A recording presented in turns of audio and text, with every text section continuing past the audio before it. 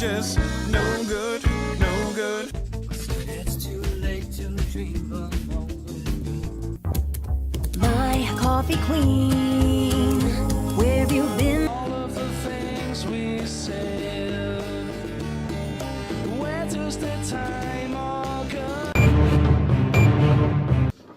I'm gonna do you guys a little John party, so if you like it, please give it a like, share, subscribe.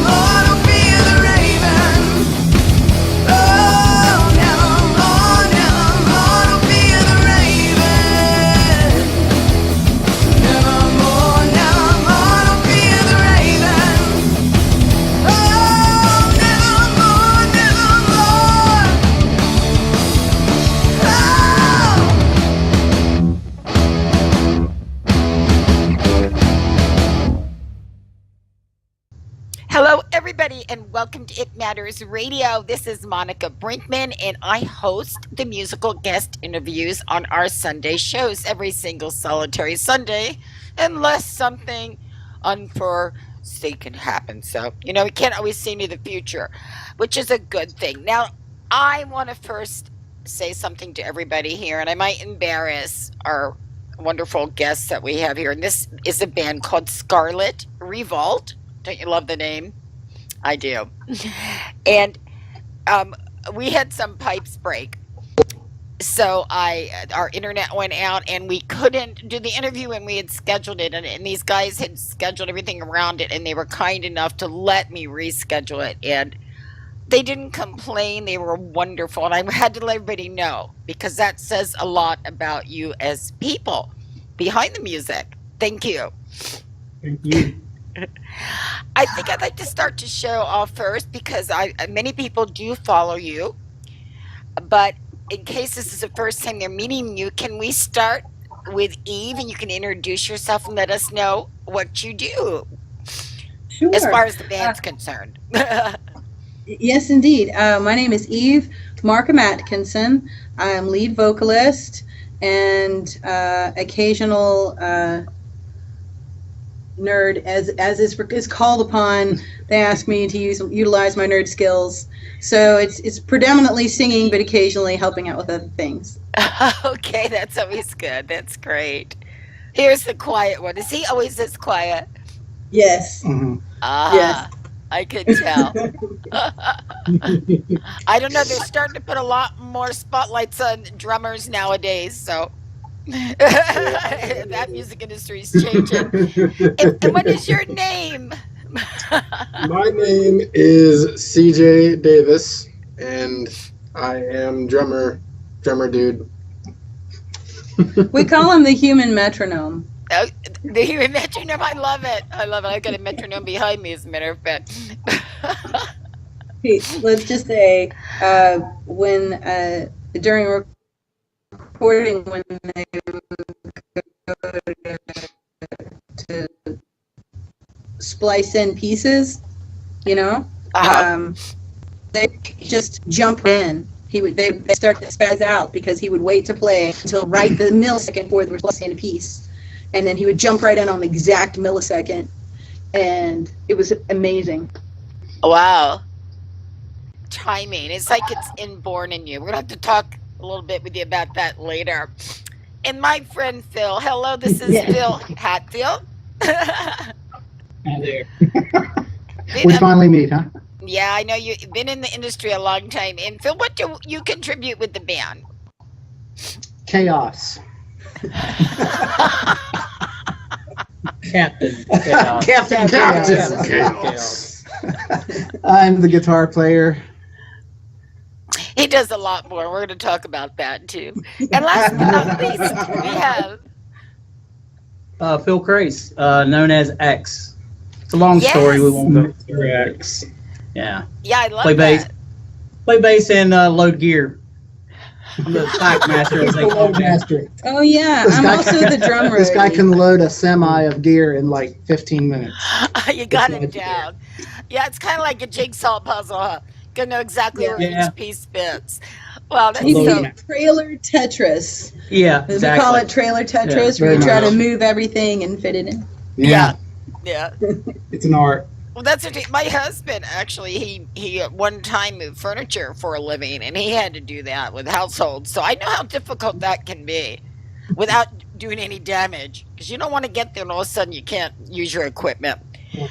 Oh yeah, that's right. Can you let everybody know where you're from? What area of the country? West Virginia. Yeah. Yeah. From the hills. From the hills of West Virginia comes some great sound. I know you keep quite busy touring and such, and I love it. I keep waiting for you to come out west, though. We're working on that. Actually, we're looking at that next year. Ah. Yeah, we're going to swing through the Southwest and up into California and try to work our way up the coast. Oh, that would be great. I'm up the northern part of it, kind of. Yeah. Well, let me know if that happens. Now, definitely. I have to talk to Eve for a moment. First of all, how do you put up with these guys? Let's just say somewhere deep inside my soul, there's like a 9-year-old that's always a 9-year-old with my humor. So we get on just fine. That's great. I think she just politely said we never grew up. Yeah. We don't need to. Why would you want to? Who wants to do that? Adults Be are- adult You know, enough to pay the bills, but that's it. People joke about that, but I think that's one of the secrets to being happy in life. Because The key to eternal youth is immaturity. yeah, people, all of a sudden you're an adult, so you're supposed to act a certain way, or all of a sudden you're middle-aged or elderly, and you're supposed to act a certain age. I think that's where we lose our imagination and creativity when we don't get in touch with that child within us. So you're so right. Yes, ma'am. I mean, you see some entertainers that are entertaining into their 80s and 90s and such, and you wonder how did they do that? Yeah. Because they did it. They didn't question if they could do it, or they just did it because they loved it. Yeah. They kept doing it because they loved it. Eve, I gotta tell you, you've got some pipes on you. Thank you very much. It's my just- one trick. Yeah, I mean, you get going on those songs, and wow, what a range! And I love this sound. You get kind of a gutturally in places sound, real rocky, and it's wonderful. And this was something I'm pretty old, so when I grew up, you didn't have that many women in rock. Yeah. You had them in pop, but not in the rock industry. And I just love the fact that the women are not just in rock bands now, but they're being lead singers in it. Yeah. Yeah. And it's a great combination. I especially love it when you get another member of the band who will do a special song with the lead singer. And you get to hear them harmonize. I always think it's great when that happens too with bands like this. So anyway, I know that you've got tours coming up.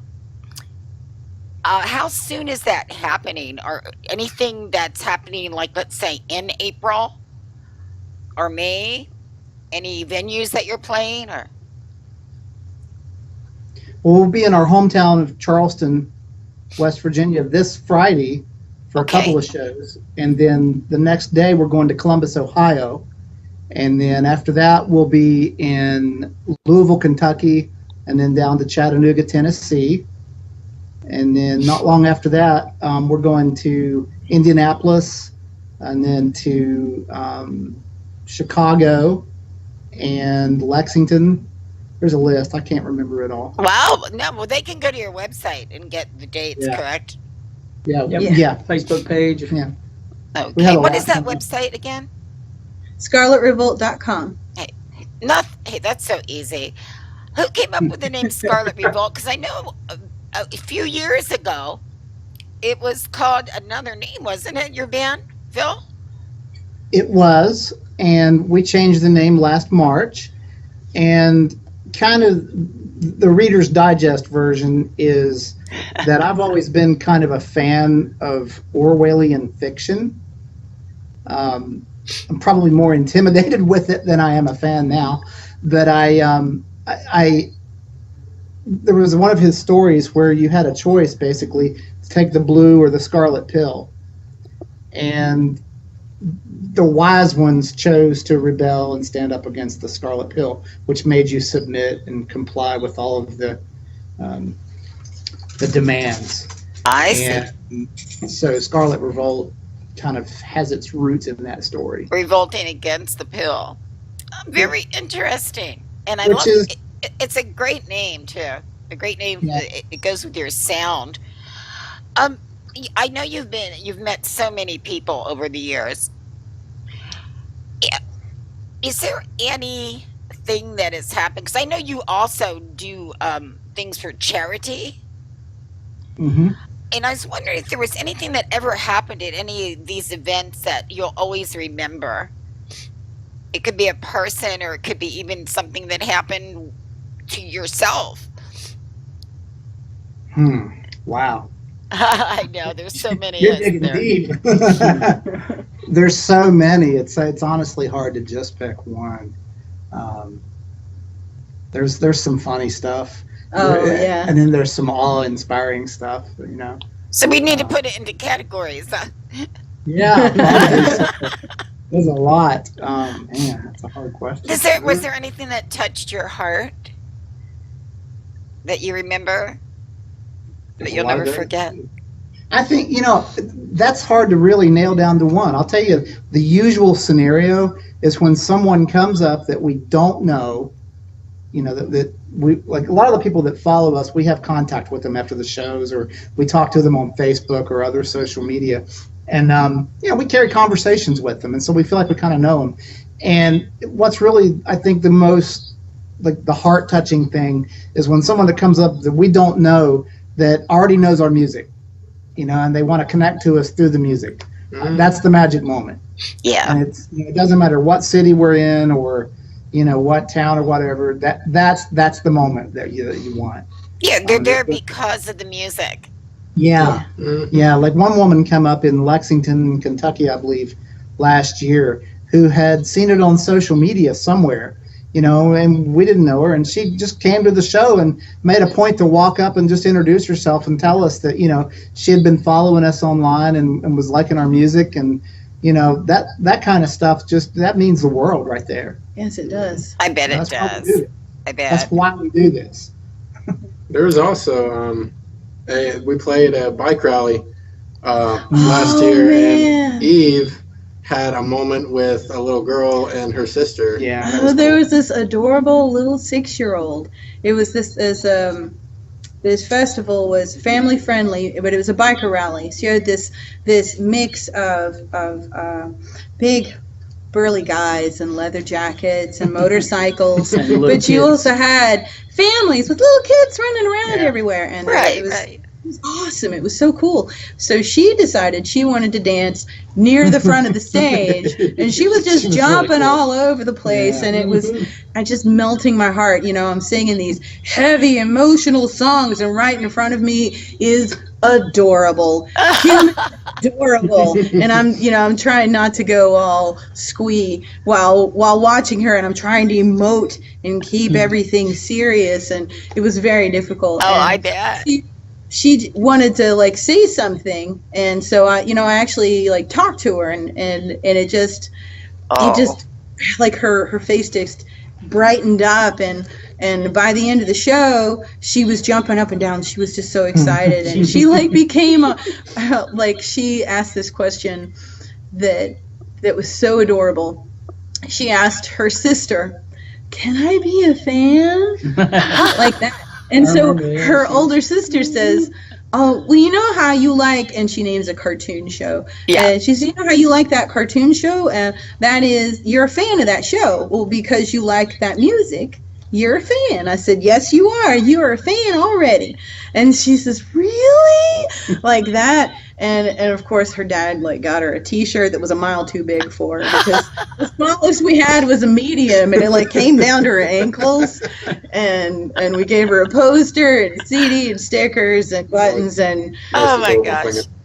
Making I think she was making squealy sounds that only a dog could hear. They kept getting higher and higher in pitch. She's never ever going to forget that, ever. No. And I'm never going to forget it, because we won't. It just that's the power of music. That's the power of music. It doesn't matter the age. Yeah, that's what the guys were seeing her dancing also, right? While you were playing. Yeah. Yes. Oh yeah. I do remember we did a cover song that night by AC/DC, and and the little girl was mouthing the lyrics to the chorus. So I was like, somebody's raising that kid right. yeah, absolutely. Her parents were exposing her to good music, And I was like, oh, well, speaking of good music, I think it's time that we took a break and we listened to a little bit more of your music, and then we'll be back and we'll chat some more with Scarlet Revolt. See you in a few.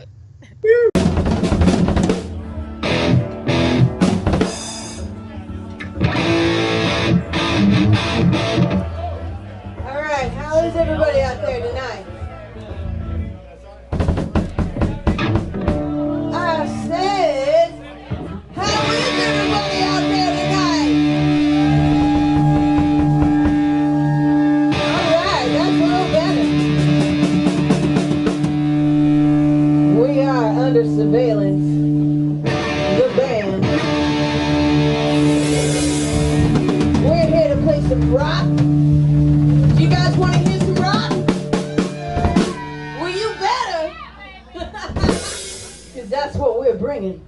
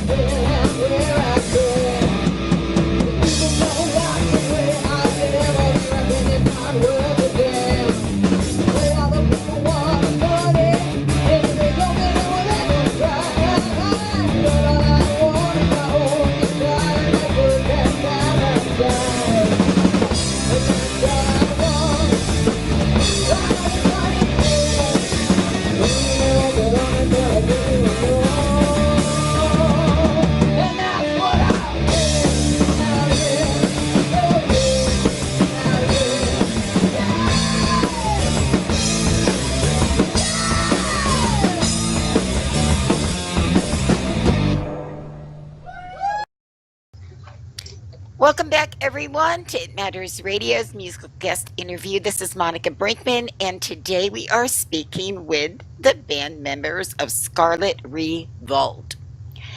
And it's been such fun. We were discussing a little bit about, some experiences the band had and their touring and such. But I wanted to talk a little bit about the new music that you're coming out with. I know everybody heard the beginning. I followed your music. I was trying to find who does most of the lyrics. Is it a combined effort or? So if we don't like, can blame him. Yeah, it's pulled up. It's running over me. But Eve has to edit sometimes, get it to fit sometimes. So it's kind of a group effort sometimes. Yeah, and I vocal melody some, and however we get crazy with it. have one song in that I wrote. Yes. Phil kind of just edit. That's what the rearrange. authors call it, right? Yeah. Edit. The new music really think is going to reflect more collaborate. There's a couple of songs Eve wrote the lyrics for one, CJ for another. Yeah. But we kind of have this process. I mean, yes, it's true. I do most of that. But so you can blame me. We have a process. You know, like I'll come up with the hooks and to the song usually something gets in my head. This is the scary part because you're going to get a look inside. And you know, I'll start here with Phil, the other Phil. The stereo Phil. The ex Phil. 50% of the band is 50% of the band is named Phil. And we'll work out, you know, we'll cut a melody, and you think there's something there solid in the lyrics, and I'll get with Eve, and we'll start the grid, how the lyrics fit in, and then if that works out, then we'll drag the mix and put it all on him, and so then we'll bring that just works for us. A lot of bands can't do spontaneous, and some of our stuff we've had just hooks and things that we change in the middle of a rehearsal sometimes. On fire in the beginning. Mm-hmm. That's exactly how that song's. Well, it's good that you're flexible, that you put something new and went, whoa, that's even better, you know, instead of... we're looking for that synchronicity. That's right. I mean, a lot of times as a writer, I guess other writers get the same thing, but I can hear something and I know enough about these guys, and having worked with them so long, that, you know, it may not sound that way when I bring it in. You have to have that flexibility. I mean, before in other interviews, but there's no place for stuff. I can't see how bands survive because need that collaboration. Yeah, that's why they don't survive. Is they don't work. It's my song or whatever. You can't do that. Plenty of songs that where we've turned. Phil brings it in one way. We turn the chording now backwards. We just change things to make this, like I said, it's, you know. And I think everybody contributes. You care more about your music than you do ego, or, you know. It's not the parts, you know. Yes. The gestalt, and I think that was one of those words. Did I just the end product is where the ego. Me personally, once the song's done, that part of it is. That's we made create, you know, and as a group, like some of our they take credit. They all contribute a part. Yeah, one guy might have wrote this part, but because it's a band effort. Yeah, and it should be. And I think what X was saying there about, you know, bands over the years that we've been fans of that themselves, that was the reason. It was, you know, they were stingy, or this is my song. This is how we're going to rock star. Yeah, they went rock star. And even some of the real folks, they just destroy themselves. And we've, you know, together have worked in this stuff for time, and we try really hard to have that kind of friction. I bet you saw a lot, because I know you really impressive names, and I can't. I'm so going on. So there's probably a book there one day, but a really good book. How scared he is. Exactly. What I thought was pretty awesome is that, you know, everybody was pretty cool. Stories, but everybody was pretty cool. I know.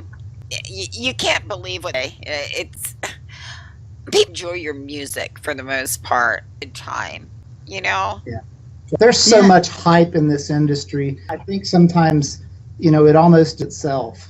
And I mean, authenticity is something very. Well, I think it's people to reach that point, but I mean, especially in the industry, it's hard to find authenticity. I mean, basically. I'm just because we're from West Virginia. Basically, kids from West Virginia that never grew up. We're still from the hills. You can't take the hills out of the kid. And I mean, I think we're real people. We're approachable, and I mean, we get stressed out and can be annoyed as much as anyone at shows. Well, there's technical things. There's just a list as a musician. But you know, as a performer, the reason you're there is because of the people that come out to see you. It's about them.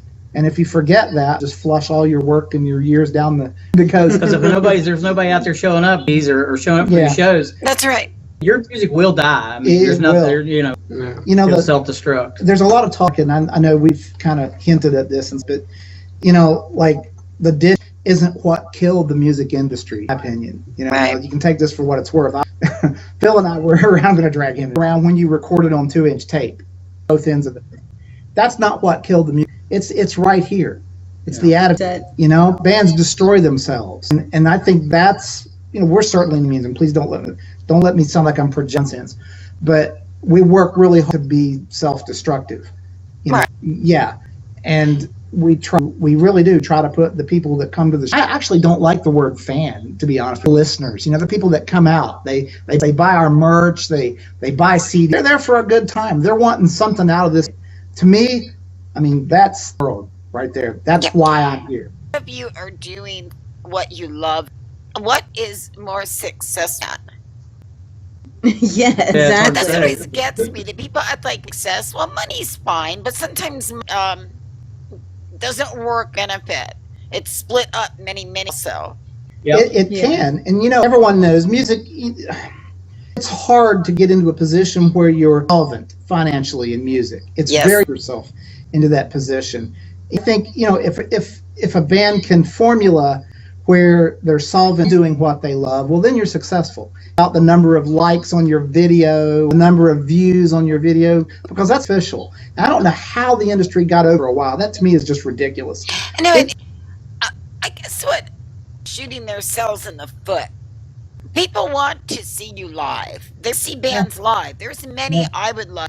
I just want to say, for instance, Elton John here. Well, I don't have $6. To spend to see. I saw 5 or 6 times already in my life because it's his last tour. They're icing the venues, with these big names. They're starting not to go as they used to, or only the rich are going. It's really true. I follow social media pretty closely. In fact, too much time online, but I like to talk to the people that can listen to us, and they go to shows. I do them. And so if you're on that pulse, it gives you a sense of what, and you're exactly right. People pay $200 for a ticket like they used to. They don't have the money first, and it's great big names are that much, and I think that's hurting them when they could be making by getting tours together too with quite a few bands, and just boom, they'd be selling tickets like they would price them reasonably. I think. Perfect example is major sports, Major League Motorsports, being kind of stuff. They're pricing, they price themselves out, kind of backpedaling a little bit, trying to get people in hands. And he has a reason to speak to race driving because he won the spring big block competition where it was Darlington, South Carolina in 1990. He was a driver. So Congratulations. Oh, I love cars and races.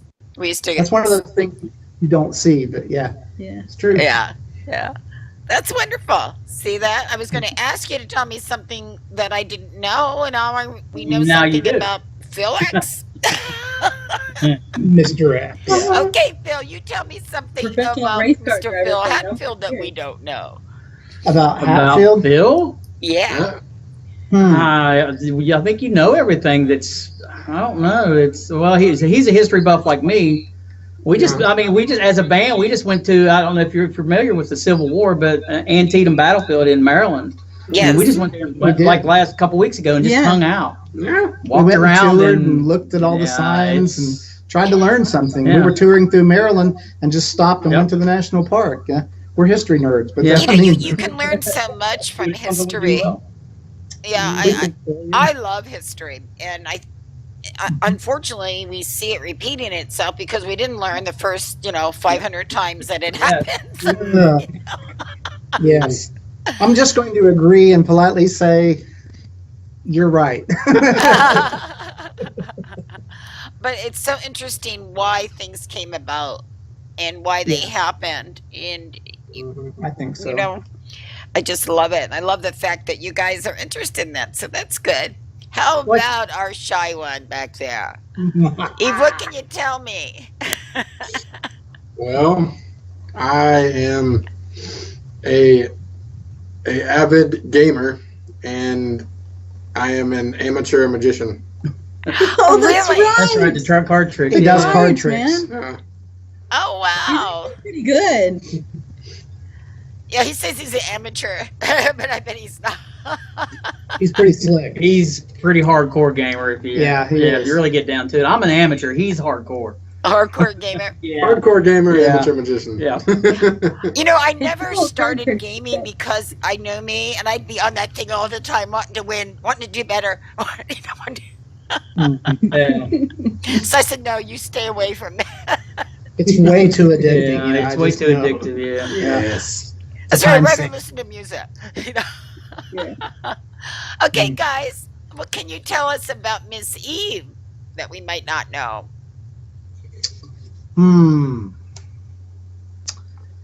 Well, My story's music related, so I don't know. yeah, this is too. But Eve here alluded to this earlier. She calls herself, makes the nerd reference and all. Okay, in all seriousness, this woman is very well educated, first of all, master's degree level, and she is our technical guru. This lady, when we have computer, digital tech type issues, this is the go-to person right here. It isn't me, it's her. Then when she starts rattling off all the technical terms that it's like, I get that deer in the headlights look. Yeah, I'm exactly. like, that sounds great. Eve. Let me know how it comes out. My Could you tell me people. that one more time, X? Because it kind of got a little jumbled. about Eve. Yeah. About her nerdness. Well, Yes. like when she rattles off all the technical terms. Yeah. It goes over your head. It's kind of like, okay, well, you just fix it. You know, you kind of, okay, just, whatever you just Sounds said, great. that's fine. It's like their eyes glaze over. Yeah, we just glaze over. And I'm just like, God, do you not understand what I'm talking about? And the answer is no, they don't know No, what they I'm don't. talking about. I can relate. I just need to fix it. So I fix it. You know, my problem is Eve, because I can relate to these guys. I name my stuff, I'll name it my own little thing because I don't know what it's really called. And then a tech will ask me, well, what's wrong? Is this and this and this like that? Well, I call this something completely different. So It's the thingamajigger. it's, What's a who's it? Yeah.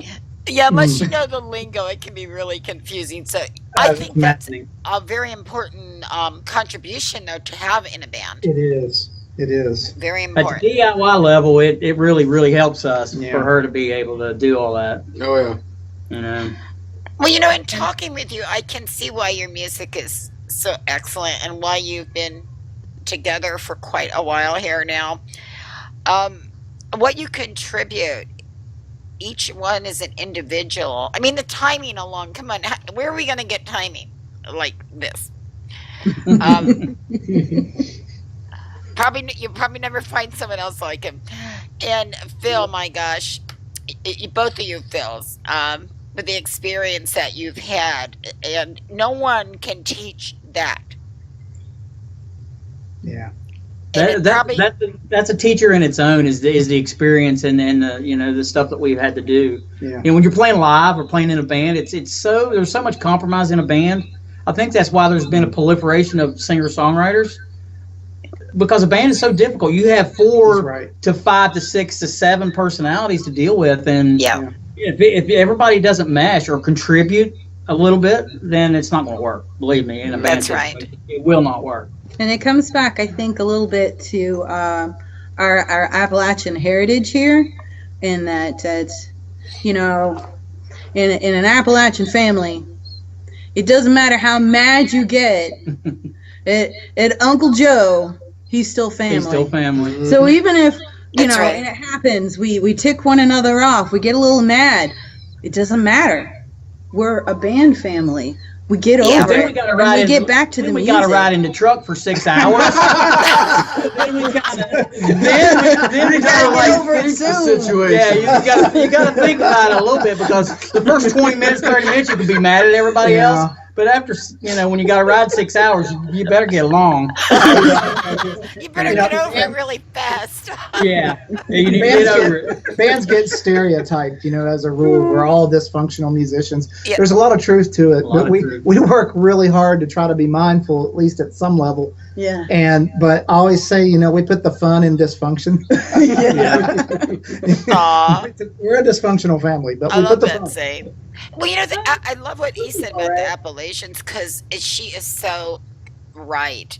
There are some great stories and great traditions that come out of the Appalachians Yes. that so many people don't know about.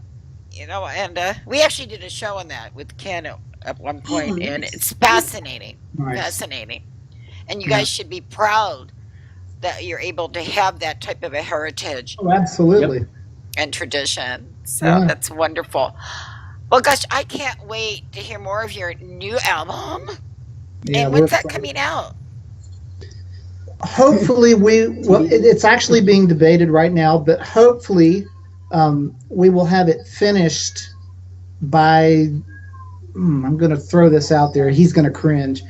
End of the year or early mid-winter next year. I'm going to drop it somewhere in there. We are going to try to do another video with one of the songs. And we're going to try to coordinate that with, we're with Mark Rosner's group now, which is wonderful. Rosner Management. And Rosner Management, right? Yeah, Mark. Are is you going awesome. on tour with them? We're not going to make the Canadian run this year because we couldn't get our passports set up in time. Okay. It's just too much bureaucratic process. But we're going next year, and then we're going to do one here in the States. There's going to be a Rise Up tour, Rise Up TV tour in the States next year. I know. I am so excited about that. We are one of the sponsors, as you know. Yeah. And we do that because I don't know that I've ever met a group of artists and a management team and all these other sponsors and other people working for each other that has been so caring about each other. Yeah. Nice. Yeah. That's legit. And that's what drew me to the artists, because they cared about each other. It wasn't all about them being a headliner or them getting this or that. It was about all of them as a group and as a Rise Up tour. Yeah. Yeah. These Rise Up tours are going to be such fun, though.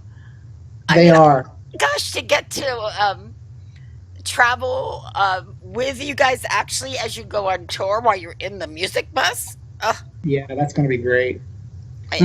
It's going to be fantastic. So I'm hoping to do some interviews with all the people too while they're doing that. So that'll be fun. Well, congratulations on that. And I just see so much coming your way in the future. You have the talent, you have the right idea, and you got the beautiful Eve. I mean, what else could you want, right? That's right.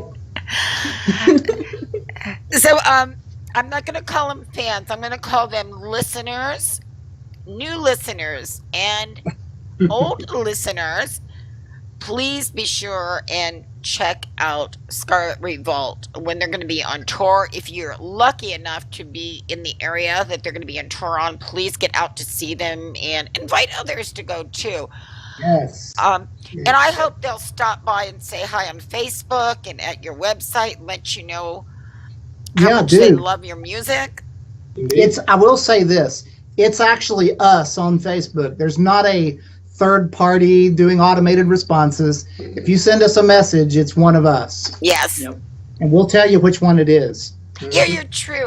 And that's one of the things I loved about your music. You guys, it's real. And I try to always have guests on that have music that is true music. You actually hear the real instruments. You actually hear the real vocals. It's not made up.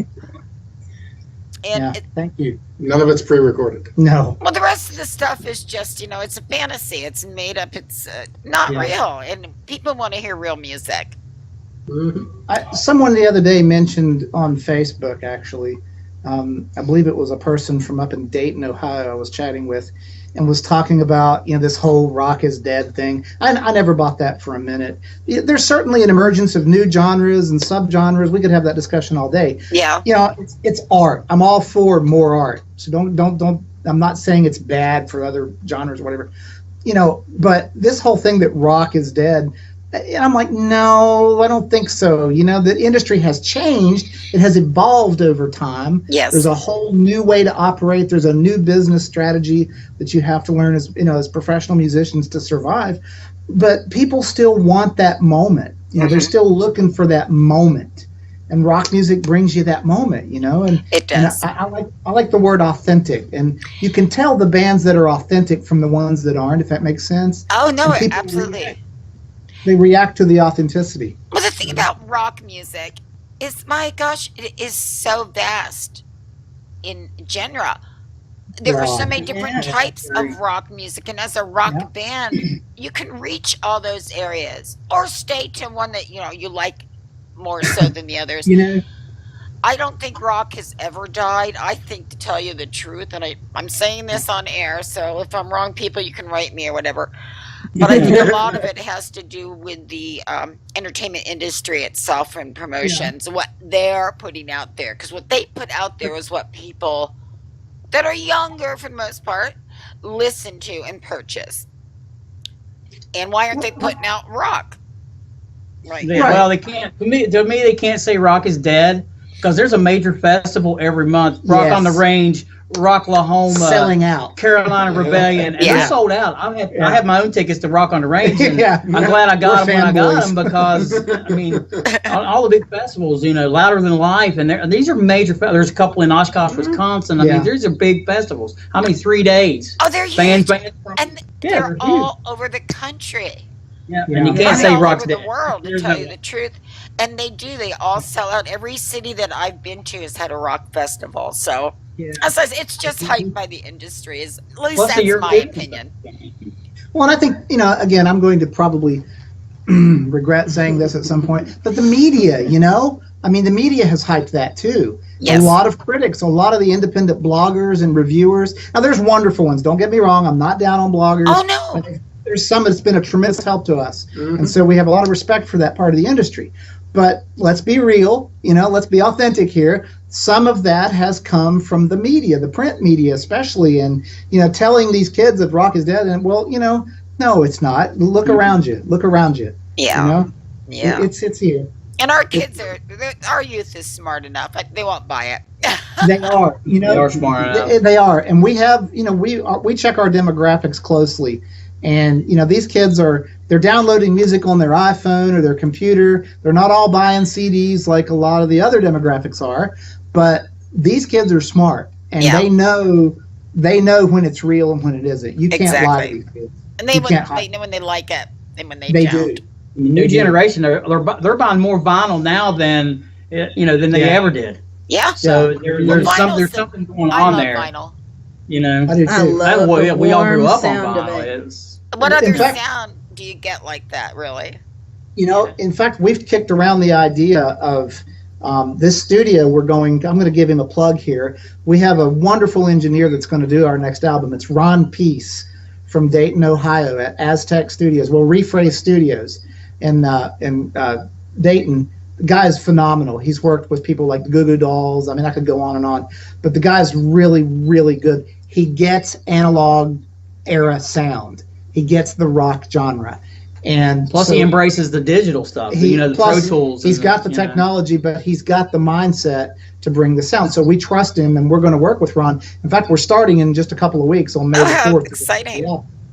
Yeah, you got that going on. That's wonderful. Well, he has the machines in there that we could record. We're talking about doing a song on tape and producing, maybe like a vinyl EP or something for this next one. So that's something we're definitely kicking around because there's a market for it now. Kids are still buying it. People want that vinyl moment, That's right. I think it's a great thing. Does everybody sing? People That's want to know that. Everyone in the group sings. How do you define singing? The short answer is yes. The long answer is it depends on the song. Especially with her, because she's very, very good, and you have to really have your game on to harmonize with each. Oh yeah. That's why I said she's got. I'm a troublemaker. Pipes. Yeah, you were born to sing, and you were born to sing this type of music too. And I'm so glad you all got together and formed Scarlet Revolt. Guys, please come back again once you get that album out. Yes. We would love to. No, we'd love to. Oh yeah. Maybe before we might give you a little. Towards the end of the year or the early part of next year. Give you a little sneak peek. Well, we're going to have a single. We're going to have a single recorded that we're going to drop here early this summer. So I will make sure you're like the first person to get that for media. Okay. How's that? That sounds wonderful. And we'll do that. Again, thank you so much for joining me today and rescheduling. Thank you, Monica. Thanks for having us. Meant so much to me. It really did. And people, please go check out their Facebook. Go check out their website. It's fantastic. Easy to navigate. and go see them if they're at a place near you. That's all I can tell you. You are the Scarlet Revolt. Thank you. That's right. And it was nice to meet all of you. And Phil, I know we haven't met, and it was wonderful after all this time to say hello. And Mr. Phil X, I tell you, I love it. The X-Men. He's been X since high school. Yeah. Have you really? Yeah. There probably is a story behind that, right? There is. We can save that for next time. Yeah, we'll save that for That sounds we'll good. save that for next time. I'm going to remember that one, okay? You too, Eve, all right? Okay, folks, I'm ready for a little bit more music, and we're going to keep on rocking. And now say goodbye to our wonderful guest, Scarlet Revolt. Take care, guys. Take care. Bye-bye. What were you thinking? Standing in the rain. What were you thinking? Oh, what a kind of pain. What were you praying? Oh, still talking big. What were you saying? When I'm saying, oh, the feeling, the hate to see it go through. The feeling,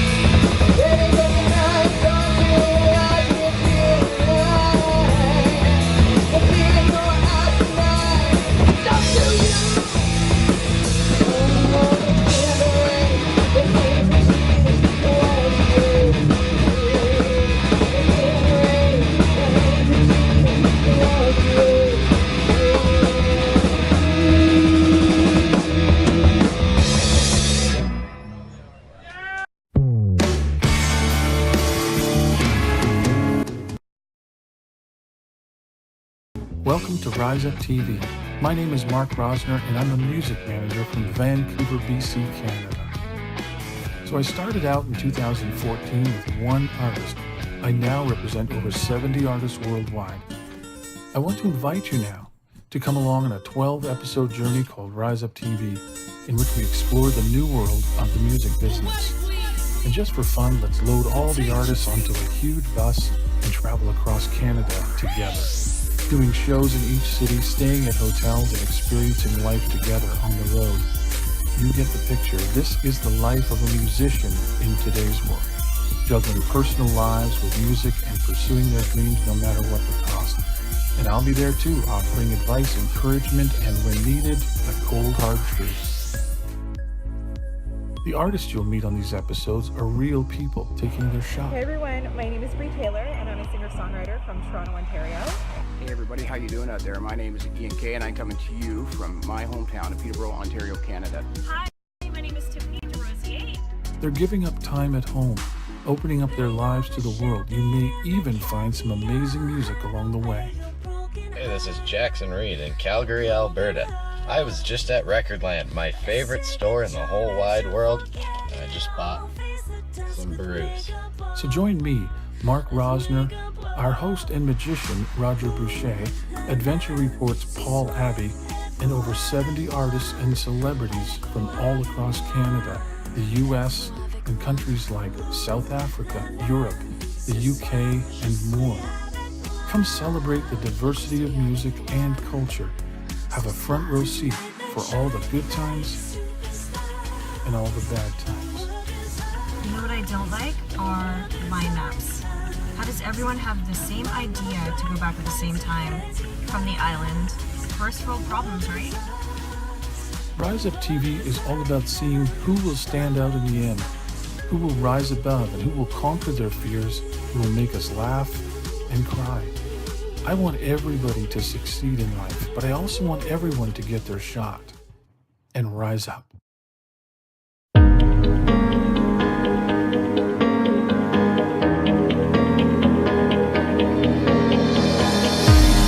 Picture perfect, here we are, hoping that a story never ends, caught up in the masquerade of fairy tales and never left.